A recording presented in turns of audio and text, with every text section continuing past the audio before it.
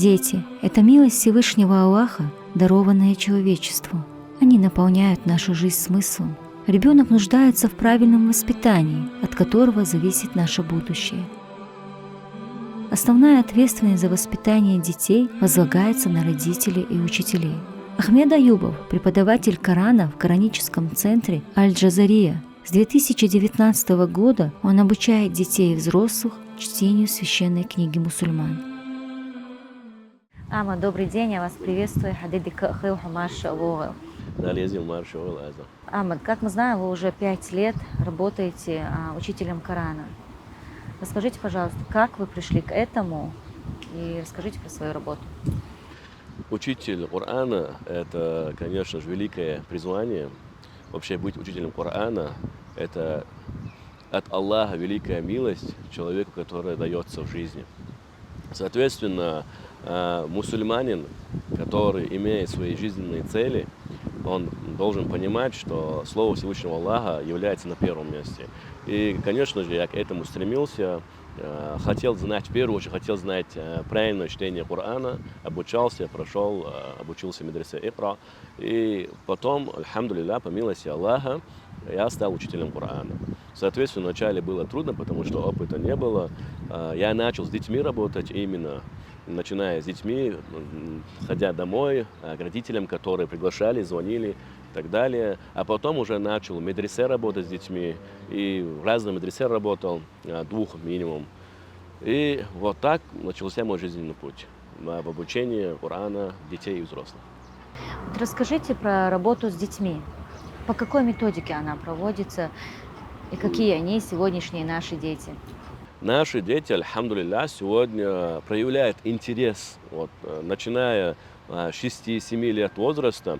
Когда ты начинаешь работать с детьми, ты понимаешь, что подрастающее поколение, которое, иншаллах, вот эти дети именно, они ядро общества нашего. Почему? Потому что они обучаются самому важному в жизни. И когда они прививают к себе вот эту ценность религии, понимание, что Всевышний Субхану ва Тааля запрещает делать и что разрешает делать. И, соответственно, они уже являются таким важным ядром общества, на котором уже строится государство, потому что это наше подрастающее поколение, на нем будет держаться уже. Я, когда работаю с детьми, с ними очень интересно бывает, особенно им нравится, когда ты делаешь конкурс. Например, я говорю, давайте мы сегодня сделаем конкурс на выявление чемпиона мира. Как чемпиона мира? Я говорю, тот, например, расскажет отлично, лучше всех там алфавит, двоих ставлю, там алиф, ба, та, та, и тот, кто выигрывает, чемпион в классе. И когда ты находишь подход такой с детьми, я уже начинаю им говорить про ценность религии. Не только воспитываю их, имеется в виду в чтении Корана, но воспитываю духовно, давая им, как у нас в Чечне, гиллак, да, обучая их адату нашим тоже. Соответственно, с детьми, когда ты им говоришь, например, в данном случае дети знают в школе, например, кто такой Толстой, Пушкин, обучают, также они телевизор смотрят, да, и вот это воздействие, сегодня век технологий, это воздействие всего окружающего, да, и ты должен найти подход к ним. И ты говоришь, а вы знаете, что пророк, саллаллаху алейхи вассалям, сказал, лучший из вас является тот, кто изучает Коран и обучает ему других. А вы хотите быть лучшими, ты спрашиваешь? Они говорят, конечно, мы хотим. Вы хотите быть чемпионами? Они говорят, конечно, мы хотим. Я говорю, смотрите, чемпион, если хочешь стать чемпионом, тогда учите Коран. И, соответственно, я им также говорю, что, например, когда вы будете подрастать, ваши родители, если вы же хотите, чтобы родители попали в рай, конечно, дети говорят, да, хотим. И если вы хотите, чтобы родители попали в рай, вы должны быть праведными потомками, слушаться своих родителей, изучать Коран, изучать героев нашей уммы. И в этом процессе так, альхамдулилля, у нас взаимосвязь бывает на высоком уровне, они меня понимают, они с радостью и с большой мотивацией приходят на уроки. Совсем недавно, можно сказать, когда в период нашего уже взросления, было чуть-чуть по-другому воспитание, и не в каждой семье можно было заметить, что ребенок умеет читать Коран, и религиозных знаний было не так слишком много, можно сказать. На данный момент дети обладают глубокими религиозными знаниями, скажем, 10, 12, 13 лет. Как вы думаете, это заслуга родителей, заслуга общества? или в целом скажем, руководство нашей республики? Конечно же, если бы в первую очередь, вы правильно заметили, раньше и трудностей было много, и доступа не было. И тем более, если мы возьмем вообще раньше времена коммунизма, соответственно, нам не давали ничего учить, нам не давали следовать нашей религии. Хотя, альхамдулилля, наши отцы изо всех сил делали и намаз, читали и Коран, альхамдулилля, они сохранили эту религию, донесли до нас, альхамдулилля. Но сегодня, вы правильно заметили, конечно же, если бы руководство тоже не прилагало бы усилия, да, либо запрещало бы, говорило бы, вот, какие-то усилия делало, чтобы этого не было, соответственно, конечно же, было очень мало плодов.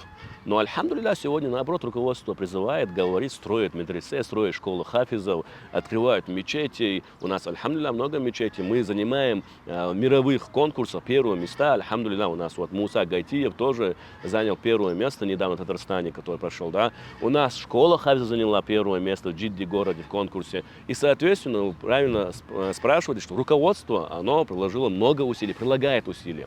И потом мы уже переходим к родителям. И если бы родители тоже от себя не делали бы шаг вперед в обучении, да, своих детей религиозным ценностям, религиозным знаниям, не говорили бы, идите в медресе, не приходили бы в медресе, не записывали бы их, конечно же, это была бы тоже проблема. Как бы руководство не старалось бы, если открывает медресе, а если родители не отдают их туда, то, соответственно, было бы мало пользы. Но, альхамдулилля, сегодня, так сказать, и руководство, и общество, которое, да, наше чеченское, нашло общее понимание, потому что религию ислам мы все любим, альхамдулилля, и, соответственно, в этом мы взаимодействуем. И детей сегодня, как вы заметили, правильно подметили тоже, да, дети сегодня намного эрудированы в религии, чем раньше, потому что сегодня, альхамдулилля, опять же, есть возможности, есть много медресе. Ты сегодня не можешь сказать, вот я не могу учить Коран, потому что нет медресе, или я не могу учить Коран, потому что идет война. У тебя нету сегодня таких оправданий. Сегодня все условия есть, понимаете? Много медресе у нас открыто, альхамдулилля, и онлайн обучение есть, и офлайн обучение есть. И, соответственно, дети уже сегодня начинают изучать свою религию и понимают ее совсем на высоком уровне, чем раньше. Ребенок, который ходит в школу, но не посещает медресе. И есть ли разница между такими детьми? Замечали ли вы такое? Очень интересный вопрос, Аза. Я, когда преподаю методику, то есть методика – это преподавание для учителей, она тоже бывает в основном. Ко мне приходят, альхамдулилля, люди, которые уже преподают в медресе тоже. И, соответственно, я им говорю, когда вы обучаете детей, напишите на доске «Исламская школа» наверх, на первом месте, а потом напишите «Садик», «Светская школа», «Университет». Ну, как обычно, да, дети идут, начинают с садика, там, школа, университет. Для родителей, конечно же, бывает также важно и светское образование. Они уже думают, так, какой бы университет отдать, да, какая специализация и так далее. И, соответственно, что я говорю? Я говорю, ребенок, который обучался в исламском медресе, и в школе светской, соответственно, отличается от ребенка, который не обучался в исламском, но обучался в светской школе. Как он отличается? Он отличается тем, что у него более воспитанность в религиозности, да? Он понимает, что можно, что нельзя. Он понимает, что за чтение Корана ему даются вознаграждения. Смотрите, дело в том, что когда ребенок изучает свою религию, у него появляется стеснение. Стеснение чего? Стеснение того, чтобы пагубные вещи не делать, там, не курить, да, вот это запретные вещества там, употреблять и так далее, не пить. Хотя, альхамдулилля, в Чечне у нас уже такого нету. И, соответственно, это ребенок, который изучает Слово Всевышнего Аллаха, он для себя многие вещи, которые запретные, он отбрасывает их. Потому что он изучается в исламской школе, и ему говорят, что так делать нельзя. И, соответственно, у него нрав бывает у детей больше гиллах, да, к взрослым в старшем отношении больше, потому что он опять же обучается этому духовно-нравственному воспитанию в медресе. И я всегда говорю, говорите детям, вот исламская медресе, да, на первом месте, вот вы пойдете в садик, знаете, что никогда ни ваша школа светская, ни университет, ни садик никогда не ставят на первое место, чем исламская школа. И, соответственно, постарайтесь сами донести до детей, что исламская медресе, оно всегда будет в вашей жизни на первом месте. А потом уже садик, школа, университет. Когда учитель правильный, бывает, да, учитель Корана, их много, альхамдулилля, но есть профессиональный учитель, есть учитель, который просто вот дал урок и ушел. А есть учитель, который не просто дал урок, а в душу вложил этот урок.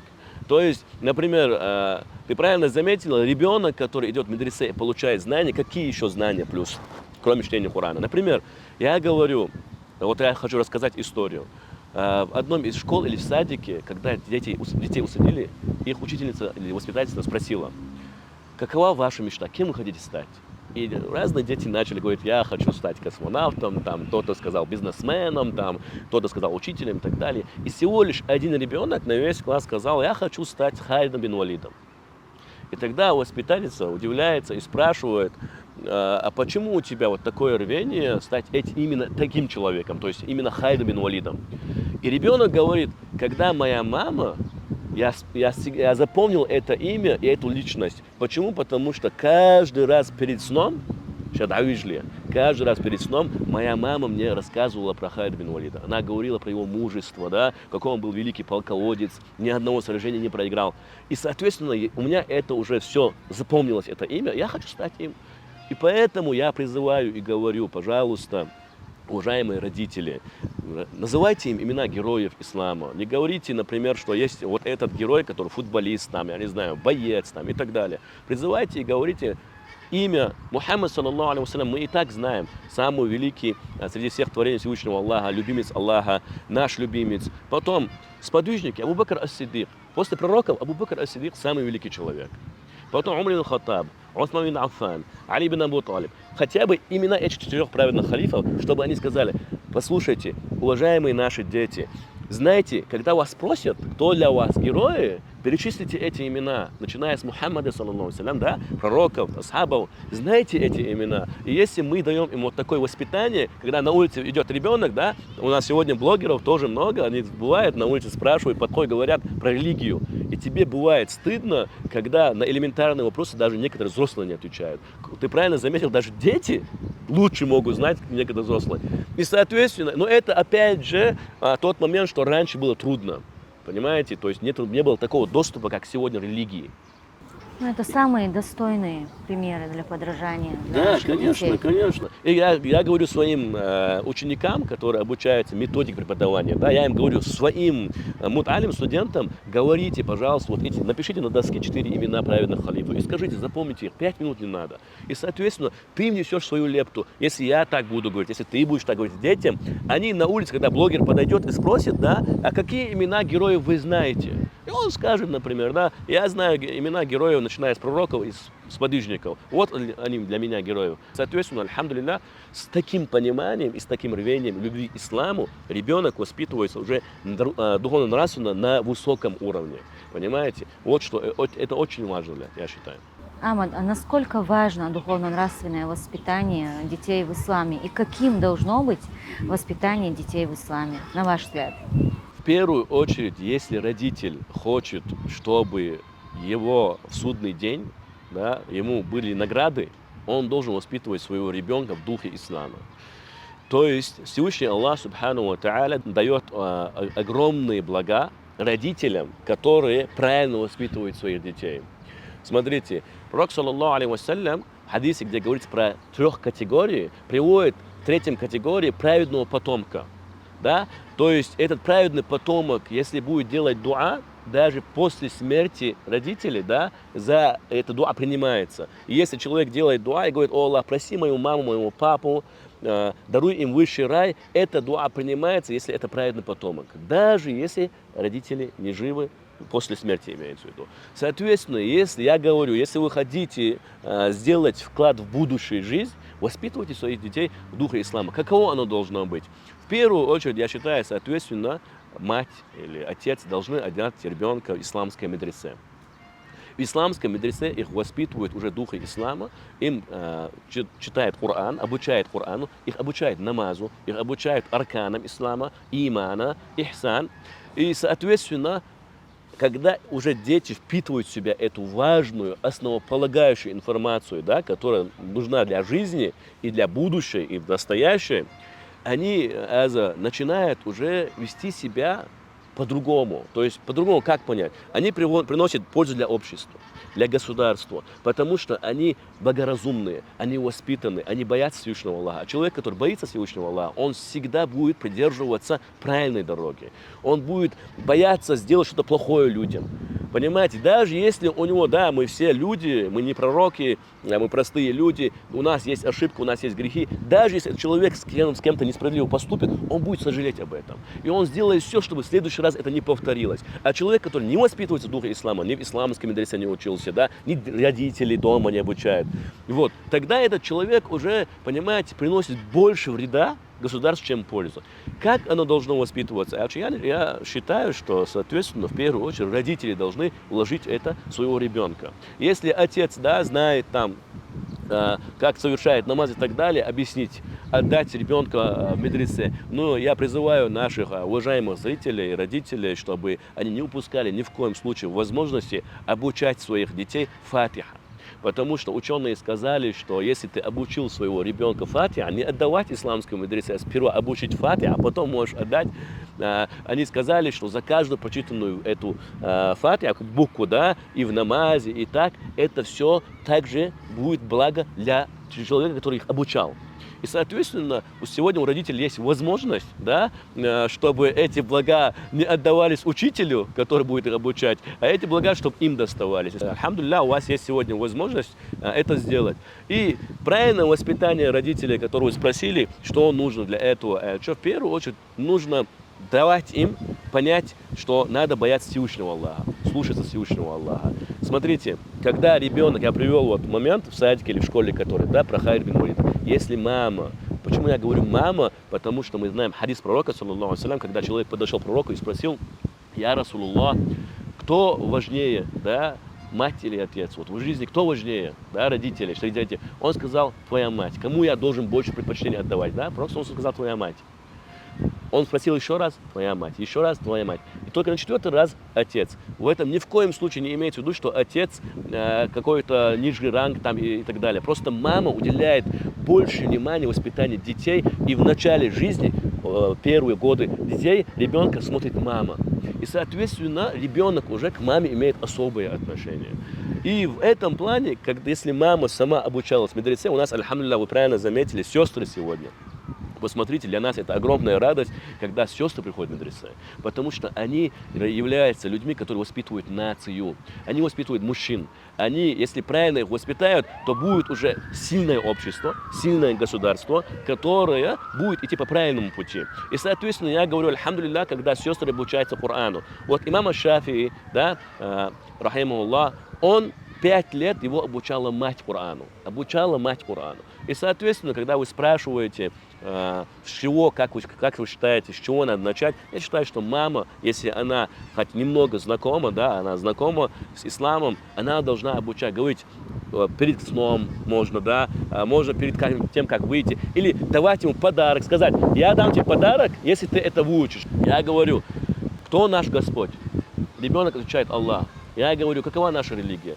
Ребенок отвечает: «Ислам». Я говорю: «Как зовут нашего пророка?» Они говорят: «Мухаммад, саллаллаху алейхи вассалям». Потом я перехожу, уже говорю после пророка: «Кто такой Абу Бакр ас-Сиддик?» Они говорят: «Первый праведный халиф». Кто такой Умар, Усман, Абу Бакр? Вот эти вопросы, да, арканы имана, ислама. Вот если ты будешь их обучать этому, этхик, фатиха, да, то эти дети уже с малого возраста начнут понимать, что надо соответствовать, да, быть мусульманином. То есть придерживаться благого, удерживаться от греховного. И, соответственно, в первую очередь это мать. Вот на вопрос, как вы считаете, я считаю, что влияют родители. В первую очередь мать, отец, который, да, тоже, конечно же, немаловажную роль должен сыграть в становлении своего воспитания, своего ребенка. И если они примут активное участие, не просто так отдали в медресе, да, и забыли. Аму Ашуй, ты учишь, что тебе рассказывали сегодня и так далее. Вот, например, у меня был опыт, когда родители мне говорят: «Ахмад, когда ребенок приходит с вашего урока, мы спрашиваем у него, что ты сегодня, что рассказал Ахмад сегодня на уроке?» Потому что я рассказываю им истории, да, интересные истории жизни пророка, сподвижников. И дети снова и снова хотят приходить на урок, слушать эти истории. И потом они уже воспитываются и берут пример с этих героев. И То есть детей поощрять, правильно донести до них, что такое религия ислам. И еще один момент. У нас многие родители пугают детей, что их накажет Аллах за это и за это. Мне так кажется, что нужно ребенку говорить, что все, что запретил Всевышний Аллах, это только во благо. Вот этот момент вы если вы обучаете, как вы сказали, сестер наших, вы обговариваете такие моменты, например, вот как воспитывать ребенка? Бывает вот такое? Смотрите, очень хороший вопрос. Я вообще придерживаюсь того мнения, что ребенок, он с малого возраста, да, тем более ребенок, который 6 лет, он мало что понимает. То есть, если ты его воспитываешь уже, если ты учитель, вот сестра, да, которую, я им говорю, всегда обходитесь мягко, всегда доносите мягко, делайте наставление красиво. Да, там вот наказание Аллаха будет, суровое наказание. Когда ты ребенку, вот бывает, слишком, так сказать, выходишь за уровень того, что ты, например, угрожаешь, да, ребенку и так далее. Да, мы знаем, альхамдулилля, что милость Аллаха превышает, да, бесконечно превышает, то есть она выше, чем его гнев. И когда ты им говоришь, смотри, Аллах будет тобой недоволен, да, вот в таком плане, ребенку я говорю, когда ты объясняешь, если ты это сделаешь, Аллах будет доволен.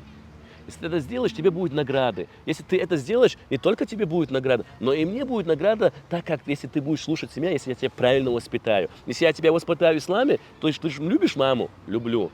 Тогда слушайся меня, да, и если я тебя правильно воспитаю в исламе, то твоя мама и папа твой, да, попадут в рай. Да, потому что ты у нас был очень правильный, да, вот, ты им объясняешь. Я говорю детям, когда вы объясняете, да, говорите им, вы любите своих родителей? Они скажут, да. Вы хотите, чтобы они попали в рай? Они скажут, да. Тогда слушайте. И вы проводите хадис пророка, саллаллаху алейхи, где говорится, что в судный день приведут родителей, да, на них наденут красивые одежды, короны. И когда они скажут, за что нам это? Да, они будут удивлены, за что нам это. Им будет сказано за то, что вы отдали своего ребенка обучению Корана. Да? И, соответственно, ты им говоришь, вот такой подход, да, конечно же, несомненно, Всевышний Субхану ва Тааля, суровое наказание, и наказание есть в этой жизни.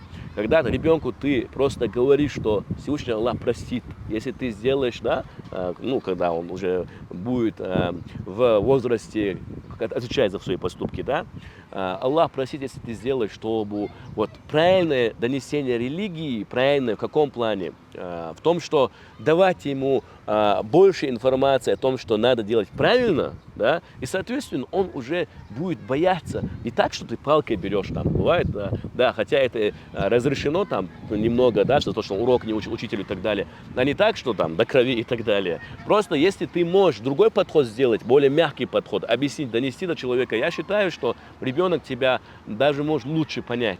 Понимаете? И он, конечно же, будет придерживаться, опять же, если ты раскроешь ему тему о милости Всевышнего Аллаха, да, она бесконечна, безгранична. Аллах любит своих рабов. Если ты любишь Аллаха, Аллах будет тебя любить. Аллах тебя тоже любит. А как ты будешь любить Аллаха? О том, что ты будешь следовать то, чему Он призывает. И, соответственно, альхамдулилля, я считаю, тогда ребенок сам будет уже бояться не следовать. Сам будет бояться совершать грехи. Вот. Исходя из своего опыта работы с детьми, какое напутствие вы можете дать нашим детям и также родителям?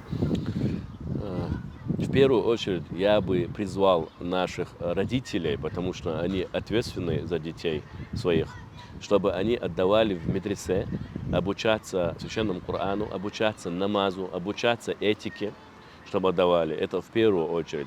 Чтобы они воспитывали своих детей, не просто отдали, а сами также воспитывали, принимали активное участие, перед сном читали дуа, перед сном рассказывали бы истории. Я в первую очередь призываю их, чтобы они сами обучились, взяли книгу, прочитали истории пророков. Вот. И вот, альхамдулилля, очень хорошая книжка «История пророков», написанная Пеймер Шаляс Дицершал. И в этой книге сам автор говорит, что его маленький родственник, да, или сын брата, он увидел, что он читает сказки мифологии, там, Греции и так далее. И он это увидел и сказал, он сказал себе, Смотрите, он не подошел к ребенку, не начал ругать, а сказал себе, что это наша вина, что моя вина, что я не уделил внимания, что мы мало написали книг с доступом для детей. История про пророков, которая легкая написана для детей, чтобы понимание, да? Соответственно, он написал эту книгу, и он говорит: вот тебе, я дарю тебе эту книгу, о мой племянник, да, потому что я увидел, что ты занимаешься сказками, которые никакой пользы не принесет, только вред, потому что мифология и так далее, да. И я считаю, что это была моя вина, что я не уделил внимания в этой стороне, да, чтобы написать для детей книгу. И вот я дарю тебе эту книгу. И, соответственно, вот это кладезь знаний, кладезь ценностей, эта книга, чтобы родитель каждый перед сном читал эту книгу, да, про Нуха, алейхиссалям, про пророка Мухаммада, саллаллаху алейхи вассалям, про Ису, алейхиссалям, про пророков, про их жизнь, жизнеописание. И, соответственно, если родитель будет уделять такое внимание, говорить: хаджал, дикду, году. Плохое это, плохое не делай. Хорошее это. Будь с людьми хорошим. Это очень важный момент сегодня, чтобы мы доносили. Будь с людьми хорошим, благим. Пожалуйста, не сделай так, чтобы твои родители сегодня могли опущенной головой ходить. Пожалуйста, будь с людьми приветлив, улыбчив. Говори с ними мягко, красиво, рассказывали про нашу религию. В будущей жизни, в ахира, нас никто не спросит, Всевышний Аллах Субхану ва Тааля не спросит нас за те моменты, которые ты в светской школе, да, там достиг, медаль золотую получил или нет. Самое главное – это религия наша. Поэтому я призываю детей в первую очередь обучаться религии, оставлять все, что не нужно, которое занимает ваше время. И если вы должны понимать, что с раннего возраста, если вы будете обучаться религии, да, и когда как становиться личностью будет, вы будете уже сильной личностью. И также я не исключаю и не говорю, чтобы вы не обучались светскому образованию. Это тоже очень важная составляющая часть нашей жизни. Потому что обучение того же русского языка, знание своего языка, когда ты выезжаешь за пределы, да, Чеченской Республики, вот ты чеченец, ты представитель своей нации, изучайте географию, русский язык, литературу, это тоже очень важно. Я не говорю отказаться от этого. Это важная составляющая, потому что это тебе в жизни пригодится. Но в ахире тебе пригодится в первую очередь твоя религия, потому что и твои благие дела. Соответственно, я призываю слушаться детей, своих родителей в первую очередь, и чтобы родители доносили до них, как же важно знать героев ислама, историю ислама, и следовать тому, что говорит Всевышний Аллах. Пусть Всевышний Аллах наделит наших детей крепким иманом и благим нравом. Амин. Спасибо вам за ваше время, спасибо вам за вашу работу. Это работа, без сомнения, которая ведет к удовольствию Всевышнего Аллаха. Да, это было. Аллах, Ресул, Аза. Да воздаст вам Аллах благом, да алдика с беком был.